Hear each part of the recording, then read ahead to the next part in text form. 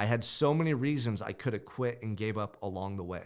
I had a nice, cushy job waiting for me where I could have helped my uncle manage his company and take over one day. I could have settled. I could have played it safe. I could have sought out safety and comfort. But in my heart, I knew I would have regretted that decision for the rest of my life. And I know the pain of regret. I sat in my pain for the regret and the decisions I made prior to prison for 2,000 days. There was no way in hell I was going to do that to myself again. So my mindset getting out of prison was whatever it takes, I'm all in. The man who refuses to quit will not be stopped. Are you that man, or are you the one that's seeking out comfort and settling for a life below his potential?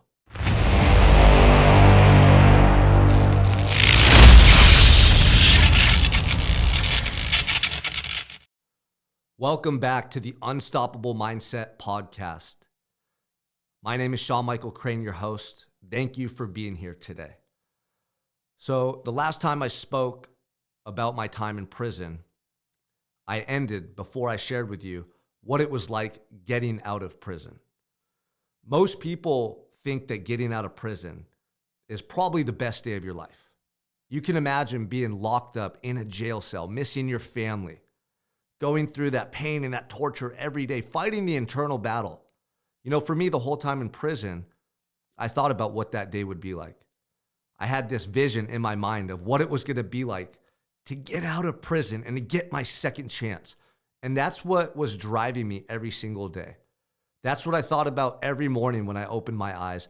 That's what was motivating me to get out of bed, to work out, to educate myself, and to continue to maintain that positive mindset and those positive spirits within. Then the day finally came. And I'll never forget this day, man. Over 2,000 days incarcerated, and here it was, the day that I was getting out of prison. My brother and sister were coming to pick me up. We had it all planned out. We were going to go to Huntington Beach, and I just knew that this was my second chance, and I was ready to go all in. And then the morning that I was set to leave, nobody called my name. I had all my belongings. I was up early, pacing, anticipating getting out, and nobody called my name. And for a split second, I thought, oh my gosh, is this one of those worst case scenarios where you end up being detained longer? They messed up your release date. You're going to do more time in prison than you thought. I had a million different things racing through my mind. But they were just late. And they eventually called me to the gate that takes you from the prison yard up to the front of the prison, where you get your dress out clothes and then you meet with your family or whoever's picking you up and you get to leave. But because we were late, I was stuck on the yard when they started releasing the buildings for chow. So typically you'll get out of prison and you'll be off the yard before breakfast. Breakfast starts at about 6 or 6:30 a.m. after that initial shift change where new officers show up and the ones who are there all night go home. So they were late. That means I was on the prison yard as they started releasing the inmates to go to breakfast. And at first I was thinking this was a negative thing because the last thing the guys in prison want to see is somebody going home. Usually they're resentful. Usually, it's not something that is pleasant. You see another man going home and you still have 10, 20, or 30 years in prison. And for some guys, they get spiteful. So I was wondering if they were going to say anything to me or if I was going to be met with some mean looks, maybe even some remarks and comments. And as these men started to walk around the track towards the chow hall, all of a sudden, off in the distance, I heard someone yell something towards me. They yelled, "Captain America, go get him, brother." They used to call me Captain America in prison because I had no tattoos, I worked out every day, and I had long blonde hair. And as these guys started coming out of the building, building by building, thousands of men walked by me. I heard more positive remarks, more comments of, "Go get him, Crane. We know you're going to crush it out there." So many positive remarks were sent to me. I was just taken back. And a lot of these men I had never even talked to. Some of them I didn't even know who they were. And it just showed me how important our daily actions are to inspire those around us. Even in a setting like prison, two things stood out to me the most that day. It's our attitude and our effort. People are always paying attention, and they're either inspired to be like us or not to be like us. That's something that you listeners have to take into consideration. Are you raising children? Are you running a business? Do you have employees? Who are the people around you every day that are looking to your behavior, that are either looking up to you or they're looking at you thinking, man, I don't want to be like John. Damn, I don't want to be grumpy like Steve. Damn, Tim, look at that guy. He's fat, he's lazy, he's drinking all the time. Are you showing up every day with the right attitude and giving maximal effort in your life? I did for 5.5 years in prison, and everybody noticed it. And most of these guys never said a word to me until that final day. But I know that I inspired those men. I know that the way that I lived my life got them thinking about the way they were living theirs. And I hope that some of those men changed their life because of the way that I was living mine. And we have to recognize this going into your day-to-day life, your routine, your job, your family, your career, whatever you're doing. People are watching you. Always lead by example with your attitude and your effort, and I guarantee it's going to move you forward in life. When I got out of prison, I'll never forget that moment putting on my dress outs. I had Nike shorts, Nike shoes, putting on some socks, a regular shirt. It's the little things, man. Putting on a pair of clothes after 5.5 years of wearing jumpsuits and prison blues. That was something special to me. And then they put me in a van and drove me outside the prison perimeter where I saw my brother and my sister awaiting me. And I was out in the desert, in the middle of the Mojave Desert, in the middle of nowhere. And it was early morning and the sun was coming up. And the whole desert landscape was just vibrant with these colors. Man, they stood out to me. They blinded me. They opened that van door, and I remember just stepping out, looking up at the sky, and I just let out a howl, man. I just let out this big scream. It was my freedom call. I was back. And I went up and I hugged my brother and my sister. And I'll never forget that moment because I had been staring at stainless steel, concrete, cement for so long that all of those colors just stood out to me. And I just felt so much differently, reemerged in society, back reconnected with my family. It was all different this time, and I could feel it. And we jumped in the car and we started driving towards Huntington Beach. It was about a 2-hour drive. And for the first 30 minutes, I had half my body out of my sister's sunroof in her car, just screaming, pure tears of joy streaming my face, letting out all that emotion that had been pent up inside of me for those 2007 days. That was me reconnecting, man, with the outside world. And it was just symbolic of all that I had been through. And it was symbolic of the challenge that lay in front of me. You see, getting out of prison isn't as pleasant as you might think. Initially, you're excited and there's a lot of apprehension, but there's also a lot of fear and doubt. And all those negative emotions, they corrupt a lot of individuals when they get out. And they go back to their old lives. They go back to their old neighborhoods. They go back to doing what they did before because it's what was known to them. For me, I had a calling in my heart. I had a vision that had just been materializing every day in prison. I knew what I was going to do, but it wasn't easy. And I remember that first 72 hours being out, I was met with anxiety, with doubt, with fear, with apprehension. That transition from prison back into this fast-paced world where everyone's moving so quickly, everyone's distracted. You have cell phones, laptops, cars were just driving fast on the freeway. It was a lot to take in. So I took it easy. That first day, all I wanted to do was go see the ocean. And we drove to Huntington Beach, and I'll never forget, the waves were about 10 feet tall at the pier. And my brother and I found a little shack that rented out surfboards. And we went out and surfed. And I hadn't been in the ocean in over 5 years, and I paddled out with my brother. It took us about 30 minutes to get out beyond the waves. And I'll never forget that first wave I paddled into, standing up, that energy just surging through my body as I peeled down the face of an 8-9 foot tall wave. It was the most alive I had felt in a long time. That energy of the ocean was palpable, and it was just incredible to be back out there.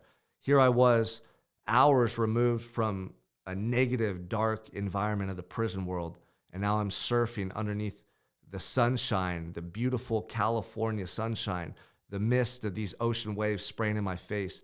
It was incredible. And these words don't even begin to describe what I was experiencing internally.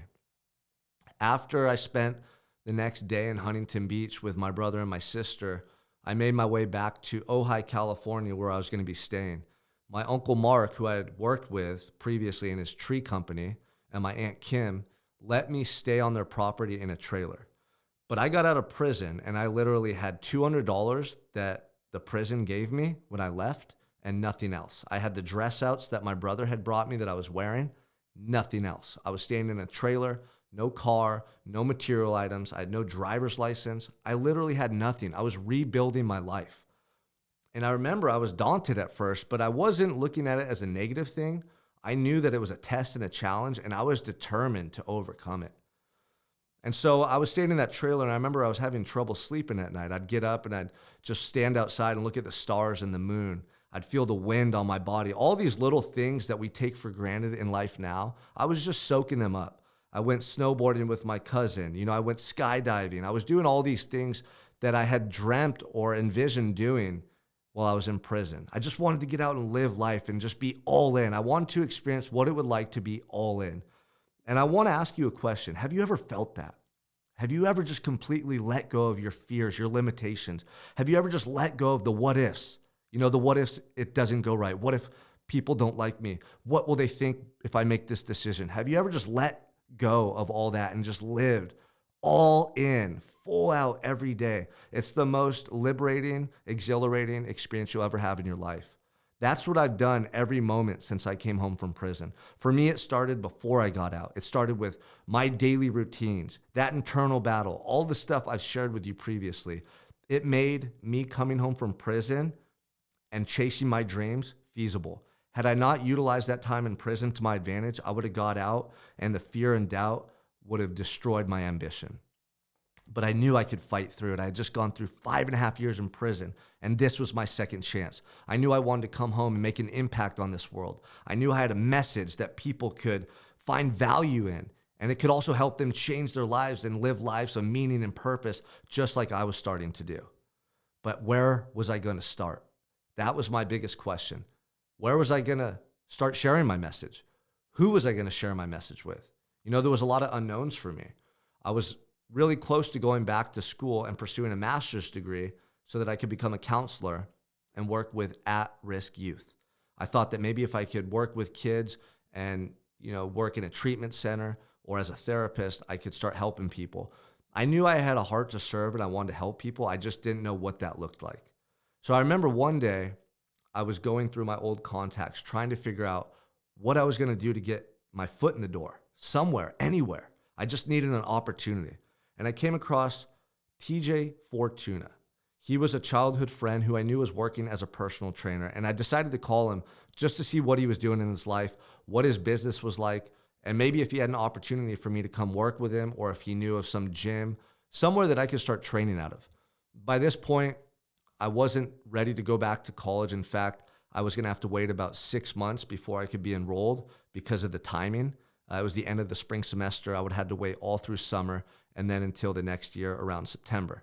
And I didn't want to wait that long. I was ready to take action right now, like that moment. And I'll never forget, TJ gave me an opportunity to come meet him and start training some clients that he had. He told me he was doing personal training back in Santa Barbara, where I'm from, and he had enough clients that he could let me basically train some of them and work under him. This was my opportunity. I knew that me going back to Santa Barbara, starting to work with clients, represented me moving into the fitness industry or doing some type of coaching, something that I wanted to do in my future. And I knew this was the first step. But I wasn't certified. I had a lot of knowledge and experience pertaining to fitness, nutrition. When I was in prison, I read every book I could get my hands on related to fitness and nutrition. I worked out every day.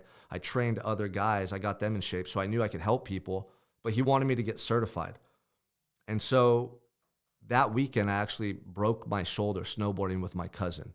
He took me up to Mammoth. We were snowboarding, and the last run of the day, I got too ambitious and went over some rocks and somersaulted forward and smashed my shoulder on a boulder and literally broke my scapula in half.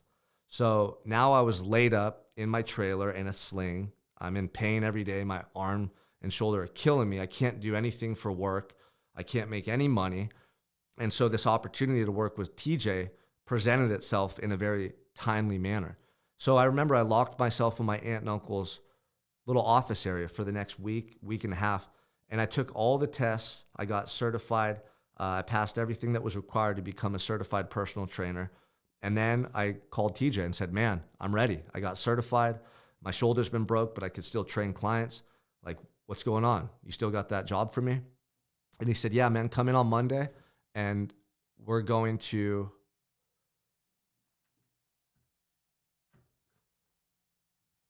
come in on Monday. We're going to introduce you to the gym owner and we're going to start you training clients, man.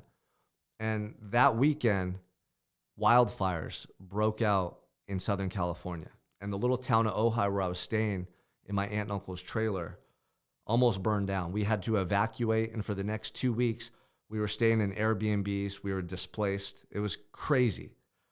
This is only a month, maybe a month and a half after me getting out of prison. Now I have nowhere to stay. I literally have all my belongings in a duffel bag. I have no money.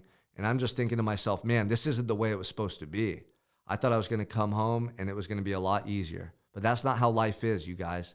If you think that things are just going to be handed to you, if you think that things are always going to go smoothly and that's the only time that you're going to really be able to achieve your goals in life, you're mistaken. Usually it comes in the face of adversity and you figure out a way to overcome these challenges and you make it happen. You see, I had to live a different life. I had to achieve my goals. I had to be successful. I wanted it as bad as I want to breathe this air just to get another moment of life. That was my mindset getting out of prison. I almost lost everything. I wasn't going to let anything stop me now. Not a broken shoulder, not living in a trailer, not the fact that I had no money, not the fact that I had no job. I was going to find a way, no matter what. That was my mentality. And if you don't have that mentality going into your life every day, you're going to get crushed. Adversity, challenges, struggle, your own mental state, your own fears, your own doubts, they're going to crush you. You have to develop that warrior spirit and that warrior mentality every single day through your actions. And that's what I was doing. I remember 2 weeks after the fires burned everything down in Ojai and we were displaced, a random occurrence in Southern California. It rained. It never rains in Southern California, but it just so happened torrential rainstorms came through and now there was these mudslides everywhere, all over our area.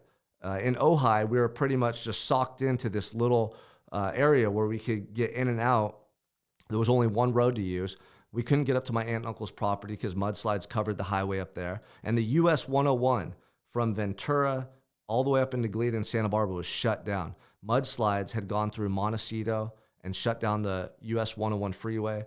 They had destroyed homes. People lost their lives. It was all over the news. It was horrific. And here I am, this guy that just got out of prison with these big, massive goals and dreams, thinking, what am I going to do now? How am I going to get to Glida?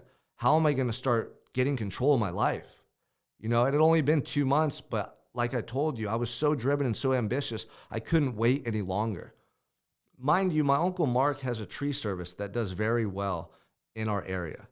He's known in Santa Barbara as having the best company. And he gave me an opportunity to work with him and to start to take over the company. I had an opportunity. I could have taken back my old job.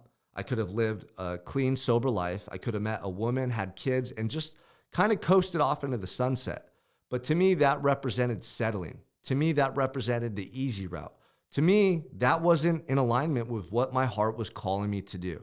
So it didn't matter if there was money waiting for me or an opportunity in an established business and company that even had my uncle's name on it. That wasn't what my heart was calling me to do. And something you need to recognize. If you're just settling or doing things out of convenience or because it represents safety and security, you're never going to be fulfilled in life. The most fulfillment, the most purpose you'll ever experience comes from you pursuing that truth in your heart and being courageous enough to face your fears and the adversity that comes your way every step of the way. It's exhilarating. It's exciting. That's what's going to bring you to life, not settling. Settling kills your spirit. Settling kills your ambition. Settling is going to dull you. I want to show up every day and get sharpened. I'm going to face my adversity. I'm going to grow through my trials. I'm going to face my hardships and learn from them every step of the way. And I'm never going to stop pursuing the calling in my heart. The first month I was out of prison, I worked with my Uncle Mark. I knew I had to make a little money and start figuring out a way to get back on my feet. But every day I was at my old job, I hated what I was doing. I knew that every day that passed me by was a lost day that I'll never get back. And I couldn't stand the fact that I was doing something I didn't love. I had just spent so much time in prison. I had made a promise to myself when I was incarcerated that I was going to do what I loved every single day when I got out. And every day that I was doing tree work, I felt like I was going in the opposite direction of my dreams, of my vision, and of that truth that I felt in my heart. So when I broke my shoulder, that gave me the opportunity to make a change. That made me take action and get certified as a personal trainer. And then that forced my hand to do something once the fires and the mudslides made us evacuate. So here I was trying to figure out how to get to Santa Barbara. I couldn't even drive there. The mudslides shut down the freeway, and now I had a new job waiting for me that Monday, but I had no way to get into town. And that's when I started going back through my contacts again. And I remember my friend from childhood, Nick Carver. He had become a pilot, and he was flying a little single-engine Cessna, and he had taken me out in it flying a couple times. And just by chance, I decided to call him. And I called him, and I said, "Hey, man, you still flying that little plane?" And he said, "Yeah, a matter of fact, I've been shuttling people back and forth from Ventura County to Santa Barbara County because of these mudslides." And I said, "No shit. Well, guess what? I need to get to Santa Barbara. I just got out of prison a couple months ago, but I have an opportunity for me in Santa Barbara to start working. I have no way to get there. The freeways are shut down. Can you help me out?" And he told me, "Yeah, on Monday morning, I'm actually picking up my boss who works at the Encanto, which is a really prominent hotel in Santa Barbara, and I'm flying him into Santa Barbara from Camarillo Airport, which is in Ventura County." So I asked him if I could get a ride. He said, "Yeah, meet me down there at 7 a.m. and I'll bring you back to Santa Barbara." So I remember that weekend, I packed up all my stuff. I didn't have much. I probably had 5 different pairs of clothing. I threw them all in a duffel bag, some books that I had, and I had about $700 to my name. And I left that trailer. I told my aunt and uncle, "Thank you for everything, but I got to go chase my vision. I'm out of here." And on Monday morning, I went down to the airport and I jumped in this little plane. And as we're flying over the Pacific Ocean, looking down at these mudslides covering the US 101 North, he asked me, "So what's your plan, man? What are you going to do when you get to Santa Barbara?" And I said, "Well, I got to go meet TJ at this gym. I got to meet the owner of the gym and see if he's going to let me work there. And then from that, I don't know, man. I'm just taking action." And he looked at me almost like I was crazy. He said, "You don't have anywhere to live?" I said, "No, man, I have nowhere to live. I don't know. I'm just going to make it happen. I got to do this." And he laughed at me. He said, "You're crazy, Sean." Well, my dad, he actually rents out rooms to college kids, and a lot of them are gone right now on summer break or for the holidays, whatever the reason was. And he said, "Let's go by there after. Maybe he has a room for rent." So we got down into Santa Barbara, and I went right to the gym, and I met TJ, and I talked to the owner of the gym for about 20 minutes. And I was just honest with him. I said, "Yeah, I'd been to prison." I told him the story. I told him how motivated I was to live a better life. And he could see the look in my eyes. He could hear my tonality. He knew that I was passionate. He knew that I was motivated. And he saw something in me that made him want to give me my second chance. So despite the fact that I was a felon, despite the fact that my picture was on the front page of the news press in our local town, he was willing to let me train clients out of his gym. And I'll never forget the opportunity that he gave me. That was my first step getting into the fitness industry and the coaching and personal development space as well.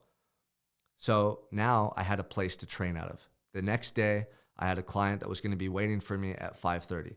The owner of the gym gave me the okay. TJ was setting me up with clients, and now I was on his payroll. I had a job that represented my future. It was the first step in me getting back on my feet and moving towards my goals and my vision. So then I went to my friend Nick's dad's house, and I met him, and he had a room for rent. And he said that I could have it. And I literally gave him all my money. I had $700. That was my month's rent right there. And now I had a job and a place to stay, but I had no car. And my Uncle Mark, who I had just left his property, he had a mechanic in Santa Barbara. He said, "When you get there, go talk to Jim, my mechanic. Maybe he has a car you could use." Because at this point, I had no transportation. And so I went over to his junkyard, basically, where he worked on old cars. He fixed them up. He sold them. And he had a bunch of cars that he was selling, but obviously I had no money. So I was trying to find something that he would basically let me borrow. He only had one car that he was willing to part ways with. and he showed it to me. It was a Honda Civic, and the whole rear end was just completely smashed in. Like there was no trunk. You couldn't even sit in the back seats. And when I say this car was just hideous, you don't even understand. Like you don't want to be seen driving this car around town. It looked like it would barely run, like it would just blow up any second. But he was willing to let me use it for 2 weeks until I could make some money and find something else. So I said, man, I'll take it. I'll take it. And so the next morning, I was at the gym at 4:45. I parked my car around the corner so nobody would see what I was driving, but I was in that gym ready to train my first client. And here I was, just 2 months getting out of prison after 5.5 years. I had a job in the industry that represented my future and what I wanted to do. I had a place to stay, and I had transportation. And from that moment forward, I never looked back. I had so many reasons I could have quit and gave up along the way. I had a nice, cushy job waiting for me where I could have helped my uncle manage his company and take over one day. I could have settled. I could have played it safe. I could have sought out safety and comfort. But in my heart, I knew I would have regretted that decision for the rest of my life. And I know the pain of regret. I sat in my pain for the regret and the decisions I made prior to prison for 2,000 days. There was no way in hell I was going to do that to myself again. So my mindset getting out of prison was whatever it takes, I'm all in. The man who refuses to quit will not be stopped. Are you that man, or are you the one that's seeking out comfort and settling for a life below his potential? Trust me, you're going to regret that choice one day. I hope this episode has inspired you to reflect upon your journey. And I just want you to know that no matter where you are in life right now, you can make a decision to change. I don't care if you're 40 or 50 and you've been in the same job for 10 or 20 years. I don't care what you've done prior to listening to this episode. If there's a calling in your heart about who you want to be and what you want to do, you can make a choice right now to start pursuing that vision and living in alignment with that man. And that's where your fulfillment will stem from, not from settling for something less than you're capable.